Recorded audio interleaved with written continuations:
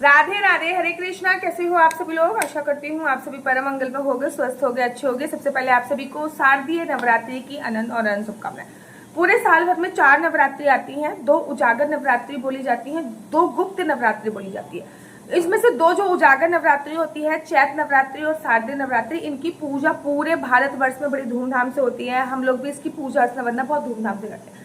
बाकी 2 गुप्त नवरात्रि होती है जिनकी पूजा तंत्र विद्या के लिए बहुत उपयोगी होती है। तो शारदीय नवरात्रि जो है वो चल रही है। शारदीय नवरात्रि में आप लोगों को पता है 5 तरीके से नवरात्रि का व्रत रखा जाता है। जब मैं कल देवी भागवत पढ़ रही थी तो उसमें 5 तरीके से व्रत का जो है वो मेंशन किया गया था। वो 5 तरीके आज मैं आप लोगों को बताने वाली हूँ कि 5 तरीके कौन कौन से हैं नवरात्रि के व्रत रखने के लिए। सबसे पहला तरीका बहुत ही सिंपल होता है। अगर आप प्रेग्नेंट हो, आपके शरीर में सामर्थ्य नहीं है, वैसे तो शास्त्र ये कहते हैं कि 9 के 9 दिन तक व्रत रखो, ठीक है ना, क्योंकि व्रत का अलग अलग विधान है। इनफैक्ट ये व्रत ऐसा है जिसमें आप भोजन भी कर सकते हो। एक समय भोजन खाने का भी प्रावधान नवरात्रि के व्रत में है। आगे बताऊंगी उस व्रत को क्या कहते हैं और वो व्रत कैसे रखा जाता है। तो सबसे सिंपल सा तरीका होता है कि ये पहला और आखिरी व्रत, पहला तरीका जो होता है नवरात्रि के व्रत रखने का, फर्स्ट तरीका है कि आपने प्रथम व्रत रखा और अंतिम व्रत रखा, जिसे कहते हैं स्टार्टिंग का व्रत, आगे का और छोड़ का, मतलब स्टार्टिंग का व्रत और लास्ट का व्रत हम रखेंगे। चढ़ता हुआ व्रत और उड़ता हुआ व्रत हम रखेंगे, क्योंकि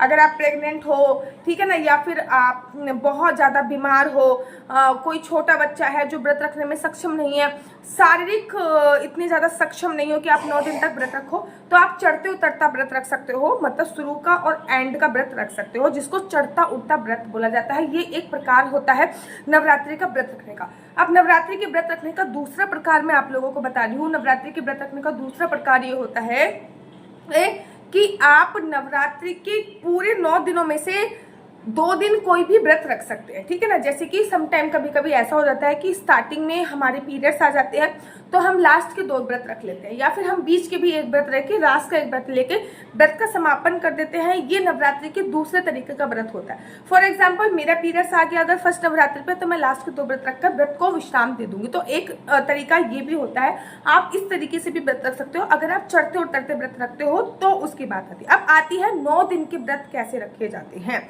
सबसे पहले तो 9 दिन के जो व्रत रखे जाते हैं, जो बहुत कॉमन है और बड़े सारे लोग ये व्रत रखते हैं, और ये बहुत ही ज्यादा कॉमन है और बड़े सारे लोग ये वाले इसी प्रकार के जो है वो व्रत रखते हैं। वो व्रत होता है कि आप फलाहारी भोजन करके 9 दिन तक व्रत रखो। फलाहारी भोजन में कुट्टू का आटा, सिंघाड़े का आटा, समा के चावल, साबूदाना, ये सभी फलाहारी भोजन में आता है, जो कि बहुत पॉपुलर है। नवरात्रि स्पेशल चिप्स हो गया, थाली हो गई, आजकल तो ये चीजें बहुत पॉपुलर हो गई हैं। तो 9 दिन के व्रत में फलाहारी व्रत सबसे ज्यादा पॉपुलर होता है, जिसमें आप पूरे दिन फलाहार खा के व्रत रह सकते हो। एक टाइम खा सकते हो, 2 टाइम। वैसे तो विधान ये बोलता है कि सूर्यास्त से पहले एक बार फलाहार भोजन आपको कर लेना चाहिए, बाकी पूरे दिन भगवान के नाम का सिमरन करना चाहिए। लेकिन अगर हमारे शरीर में सामर्थ्य नहीं है तो आप दिन में 2 बार भी फलाहारी भोजन कर सकते हैं। अर्थात पूरे 9 दिन तक फलाहारी भोजन किया जाता है, जिसमें फल और फल से बनी चीजों का हम लोग उपयोग करते हैं, ठीक है। अच्छा, फलाहारी भोजन भी 2 टाइप का होता है। एक टाइप का तो होता है कि जो लोग नमक का उपयोग करके फलाहारी भोजन करते हैं। दूसरा टाइप का जो होता है जो लोग नमक का उपयोग ना करके फलाहारी भोजन करते हैं। कुछ लोग होते हैं जो नमक का उपयोग नहीं करते, कुछ लोग होते हैं जो नमक का उपयोग करते हैं भैया। लेकिन इस कलयुग में जब मैं छोटी थी ना, तब मुझे पता है कि नमक, व्रत वाला नमक बड़े सारे कम लोग खाते थे। मैंने भी कम से कम कितने ही व्रत ऐसे रखे हैं जिसमें मैं व्रत वाला नमक ही नहीं खाती थी। फिर प्रेगनेंसी के टाइम में मैंने व्रत वाला नमक स्टार्ट कर दिया, वो मैं आज भी खाती हूँ। तो जब मैं छोटी थी तो मैं देखती थी बड़े सारे लोग बिना नमक के व्रत रखते थे, लेकिन आजकल 99% लोग नमक वाला व्रत रखते हैं और बहुत कम लोग ये वाला व्रत रखते हैं। अच्छा, ये हो गया आपके तीसरे टाइप का व्रत। इसमें भी नमक वाला, बिना नमक वाला आपके चूज होता है। अब कुछ लोग ऐसे व्रत रखते हैं जो कि शास्त्रों में भी वर्णन आया है कि आप लिक्विड चीजें लेकर व्रत रखते हैं। लिक्विड चीज से मतलब है जैसे कि आप दूध ले रहे हैं, आप जल ले रहे हैं, आप नींबू पानी ले रहे हैं, ठीक है ना। मतलब अर्थात कोई भी ऐसी चीज जो कि तरल पदार्थों से संबंधित है। आप जो फूड है, फूड का इंटेक नहीं करेंगे, जैसे कि आलू वगैरह, फ्रूट्स वगैरह नहीं खाएंगे, लेकिन फ्रूट्स का जूस पी सकते हैं। कोई भी ऐसी चीज जो लिक्विडिटी में होती है, जो तरल पदार्थों में होती है उसको लेकर आप जो व्रत रखते हैं वो व्रत का चौथा प्रकार आता है। और ये भी आजकल बड़े सारे लोग करते हैं कि लिक्विडिटी से संबंधित व्रत रखा जाता है। अच्छा, एक व्रत जब मैं बचपन में थी, इसका शास्त्रों में तो कहीं वर्णन नहीं आया, लेकिन जब मैं छोटी थी ना तब मैंने लोगों के मुख से ये वाला व्रत सुना था कि भैया आज मेरा दुधारू व्रत है, ठीक है ना, आज मेरा फलाहारी व्रत है। अब ये दुधारू पुराण में इसका वर्णन नहीं है। अब दुधारू व्रत और फलाहारी व्रत क्या होता है? 2 दिन केवल वो दूध लेकर रहेंगे, 2 दिन वो केवल फल लेकर रहेंगे, 2 दिन वो केवल और केवल फल का उपयोग करेंगे, 2 दिन केवल दूध का उपयोग करेंगे, 2 दिन केवल और केवल आलू का उपयोग करेंगे, 2 दिन केवल और केवल सिंघाड़े के आटे का उपयोग। तो इसको कहते हैं दुधारू व्रत, अर्थात 2-2 दिन वो अलग अलग प्रकार की चीजें खा के व्रत रखा जाता है। लेकिन शास्त्रों में ऐसा किसी भी प्रकार की कोई भी व्रत का वर्णन नहीं है। बाकी अगर आपके परिवार में या फिर होता है तो आप रख सकते हैं। अब लास्ट व्रत जो कि मैंने कल ही पढ़ा और मैं सच्ची में शॉक हो गई, क्योंकि मुझे तो यही पता था कि नवरात्रि के व्रत में अन्न का सेवन नहीं होता, लेकिन हमारे जो पुराण हैं उनको पता था कि कलयुग में मनुष्य के जो प्राण हैं वो अन्न में ही समाहित होते हैं, अन्न का ही स्तन्य होता है। कलयुग में मनुष्य के प्राण अन्न में ही है। तो अगर अन्न नहीं होगा तो 9 दिन तक तो भैया कैसे चलेंगे? तो देवी भागवत में ऐसा वर्णन आया कि 9 दिन तक आप एक समय भोजन करके, उस भोजन में लहसुन, प्याज, मांस, मदिरा का सेवन नहीं होना चाहिए।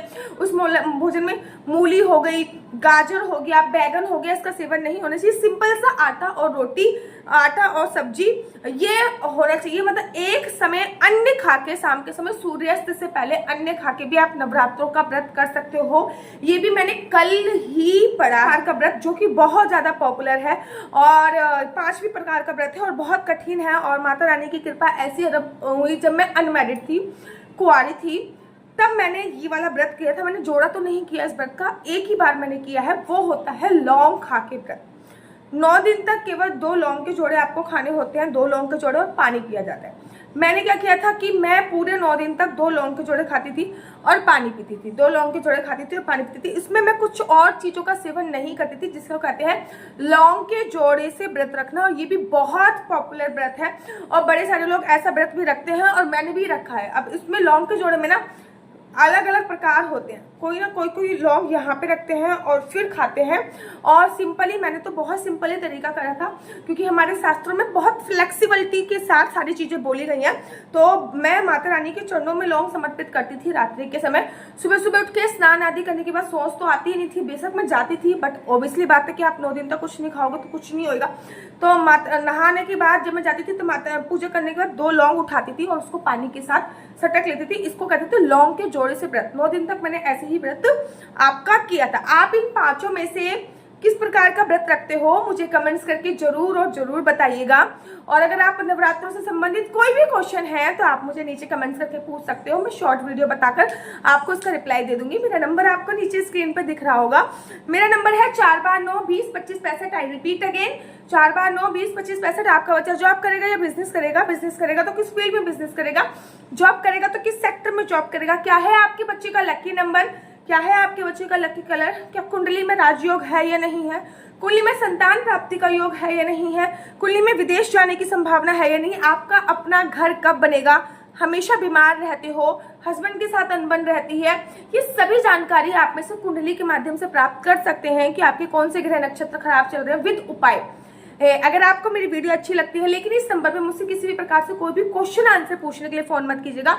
ये नंबर केवल और केवल मैंने कुंडली दिखाने के लिए ही उपलब्ध कराया हुआ है। राधे राधे, हरे कृष्णा। तो यहाँ पे हम आप लोगों के लिए लेके आए हैं असली तुलसी माला। विभिन्न प्रकार की हमारे पास असली तुलसी माला है। 30 रुपए से प्रारंभ होकर हमारे पास 1100 रुपए तक की तुलसी माला है। जप माला है, गले में पहनने वाली तुलसी माला है, 1 राउंड की तुलसी माला है, 2 राउंड की तुलसी माला है, 10 साल तक चलने वाली तुलसी माला है, और डबल राउंड की तुलसी माला है, 3 राउंड की तुलसी माला है, गांठ वाली जपने वाली माला है, बिना गांठ की जपने वाली माला है, राधा नाम के लॉकेट वाली माला है, और लैब सर्टिफिकेट द्वारा प्रमाणित तुलसी माला है, जिसमें हम आपको लैब का सर्टिफिकेट देंगे कि ये असली है या नकली है। बहुत सारी तुलसी मालाएं हम आपके लिए लेके आए हैं।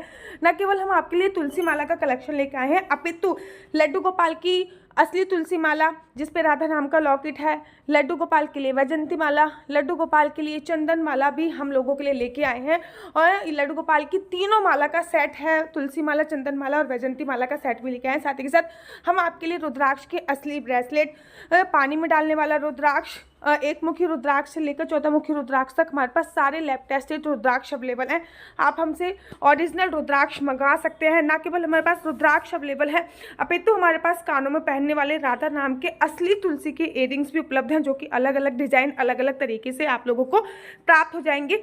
ये राधा नाम के असली तुलसी के कानों के इयरिंग्स हैं और इसमें बहुत सारी वैरायटी हमारे पास उपलब्ध है। आप जल्दी से जो नीचे नंबर दिया गया है उस पर संपर्क करके अपनी चॉइस से कोई भी राधा नाम के इयरिंग्स अपने लिए ले सकते हैं। उनके प्राइस बहुत ही सस्ते हैं।